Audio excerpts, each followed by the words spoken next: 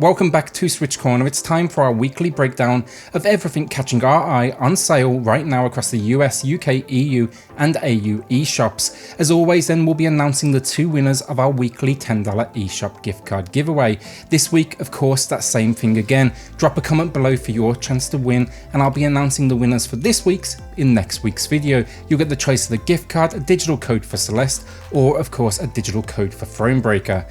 With that though, hit subscribe if you love the Switch as much as we all do here, join our growing family, and let's get started. So as always, look to that lower left corner to see pricing in your region. Trying something new this week as well, I've added one last pricing, and that is for my friends over in Canada. Let me know if this is something you like to see, if it helps you out personally. I just need to know if it's going to be worth that extra effort. This though, I gotta say first off, it's a good week. A lot of games with all-time low prices for you. So kicking things off today then, the most expensive game on the list, but Dusk Diver coming in with a 25% discount. I gave this one a slightly above average review, but I also know there's an audience out there that will absolutely get a kick out of it, and while it does for sure have some issues, I do think it's still a solid discount, and it's also the lowest price we've ever seen. In this one, you basically become a superhero of sorts as unstable dimensional rifts appear across town, and they bring together gods, phantoms and humans. You'll basically be brought on board as part of the Guild of Gods to duke it out with phantoms. It's a cool story. You'll get like RPG elements in the human world, and then it transitions to like hack and slash for what are essentially dungeons. My issue with this one, it was the creativity on show. It all takes place in a somewhat bland grey world, and that's kind of a shame, honestly. If you're interested though, check out my review over on the channel and see if this one's for you. So next up then, retro RPG fans, I've been playing a whole lot of Crosscode this week, and my review for that will be dropping probably tomorrow at this point.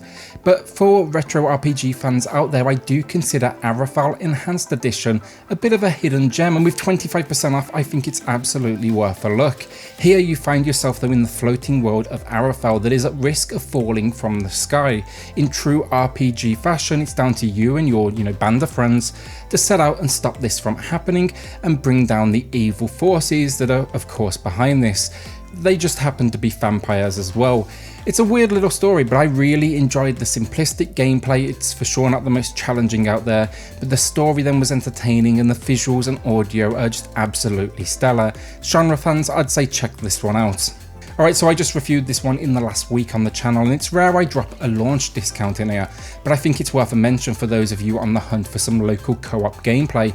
This game, it's BIPED, and it's launched with a 15% discount, and I really did like it.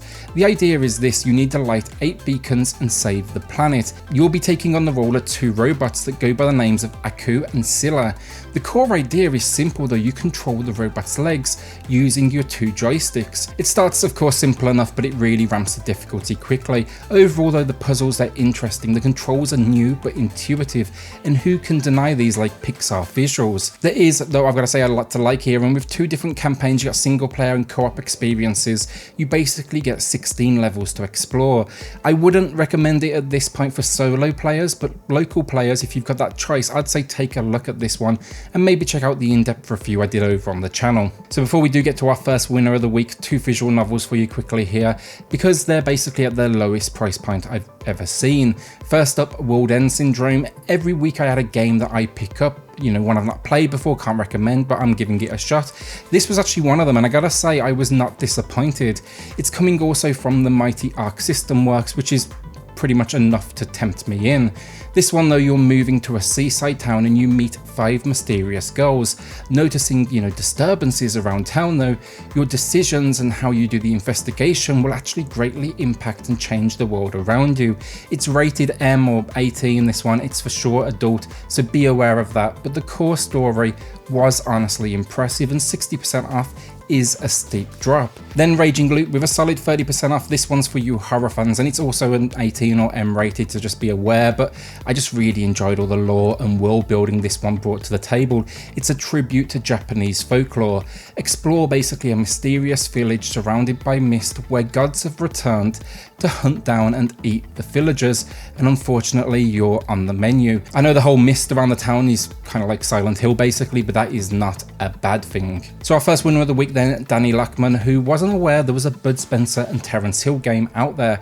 I don't think that many do know that honestly, nor do I think anyone was honestly expecting one. Drop me an email with your choice of the gift card, Celeste or Thronebreaker though, and second winner, that's still to come, but first, more games. So while we are on the topic of giveaways though, I'm going to pin the Thursday edition of this video at the end of this one as well, and in the top comment below, because there we're giving away a copy of Momodora Reverie Under the Moonlight, and this is thanks to the folks over at Dangan Entertainment.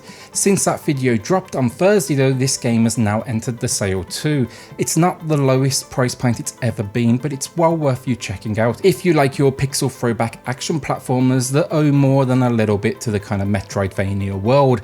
It's a great game. It's one I've talked about on the channel multiple times, and I've absolutely stood behind recommending it. So yeah, get your entries in on Thursday's video and maybe check it out on the eShop. Alright, so a game that I would actually typically call slightly above average, Stranded Sails Explorers of the Cursed Island. But after suffering through the pretty awful and empty world of Summer in Mara, I found a whole new appreciation for this one, and it captures many of the same ideas but actually executes on them in a good way. With 40% off, if you're looking for something in the more, relaxed sphere of gaming, this one isn't a bad choice, especially as we await Story of Seasons this next week. This one though, you can expect survival, crafting, farming, multiple islands, and then even the occasional quest where you can face off with enemies. It's for sure not perfect, but it is a nice palate cleanser after Summer in Mara. So while I'm on chilled experience is actually Hiroki, and this is one I really enjoyed. It's basically a standard 2D platformer that kind of reminded me in its visual style of Donkey Kong, but this one you're taking on the role of a flying robot. While I would probably suggest this for those that want something a little bit more relaxing and easy, or just even for younger gamers in your family, I think it has a certain charm to it all, and that's thanks to some creative enemy design, colourful visuals, and the levels, I've got to say, they're generally pretty entertaining. They don't do anything new, don't get me wrong, but they've kind of replicated some of the legendaries out there in a relatively solid way. As I say, it's easy stuff, but 50% off, it's not a bad price at all, and I think it would be especially fun if you're going to be playing it with the family around. Alright, so my pickups of the week then, I can't say I would recommend them, never actually played them, but I've got two this week, not just one, because I couldn't decide between two horror offerings. There's a very high percentage chance here these will be bad, so do not, as I say, take these as a recommended buy, but if you have played them, let me know in the comments below. I'd love to hear some opinions. First though, one of the cheapest games on today's list, that is Welcome to Hanwell. This is a first-person horror experience where you'll find yourself traversing the city of Hanwell in London. The eShop page touts mysterious horror, scares, and to be honest, the whole eShop description here just sold me, where it's touting how the graphics haven't been downgraded and all sorts. If I can't find a decent English pub in America though, at least I might find one in this game, though I'm not sure a side of death with my pint is ideal. Either way though, it's got me curious. I like a first-person horror experience, and this one looks decent for 60% off, so I'm willing to take a risk. Next then, a big price jump now, but my second pickup for this week, Monstrum. It's a similar idea in the sense it's a first-person horror, but here we're going to be swapping out London for a ship, and no doubt an empty one, and it's incorporating procedurally generated environments and roguelite elements. That basically means if you die, it's all the way back to the very beginning, no doubt like incorporating upgrades.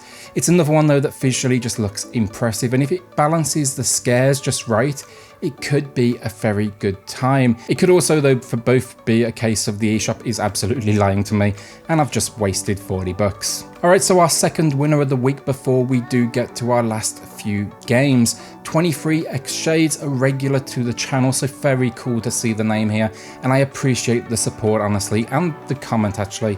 That's exactly what I want to build, a community of Switch owners. Thanks so much though, again I appreciate it, congrats, and remember everyone, get your comments below to enter in next week's draw. So here, this is where I'd normally, wrap up with a final 3 games. I wanted to do something a little bit different because there's a lot of good real low prices right now returning to the eShop that are well worth a look. So these are either new lows or they previously matched, the all-time low. But yeah, honestly, this is some of the best games you can get for the smallest amount of money. These are games I absolutely stand behind recommending. I'll fire through these quickly and then we'll have one final game of the week. First up though, FELIX the Reaper coming in with 66% off. It's an isometric puzzler that with the upcoming release of Catherine is kind of a perfect side dish to that game. It's not perfect, but it's got great world design. I really enjoyed just the overall challenge, and it even has a voiceover provided by the legend that is Patrick Stewart. What more could you really ask for? Then Blazing Beaks is back with the insane discount of 86%. It's just a great roguelike with stunning graphics, the gameplay is tight, the challenge is real, and it's got a whole lot of options. So think like upgrades, new weapons, characters to players, even solo or local co-op up to 4 players. Next thing, Coffee Crisis, a great little 2D beat 'em up. It's coming with 90% off. Just think Streets of Rage, but here you're taking on the role of Starbucks employees. Some fun weapons though, single player, there's co-op of course. It even has a metal soundtrack. Last up then, Shmup fans, if you haven't already added it to the library, it's time. Go ahead. Just do it, pick up R-Type Dimensions. This is a horizontal shooter and one of the very best in the Switch library. Come here for brutal difficulty levels, then of course high score chasing, but it's just overall a really nice port job where clearly a lot of love and attention went into it. My last pick of the week then, the final game, Phantom Triggers. It's not the lowest price I've ever seen, but that's not been seen since last year now, so I thought it was time to finally give it some attention, the attention it deserves, quite frankly. First, who doesn't love that hyper-light drifter like visual style, but thankfully then it has the gameplay to back that up too. Here you'll be playing a Stanner white-collar middle-class worker living an ordinary life. That is until a mysterious event turns your world upside down and introduces a neon demonic world. Basically with this one, expect elements of like RPG gameplay, fast-paced hack and slash, special abilities, and then 4 alternate endings.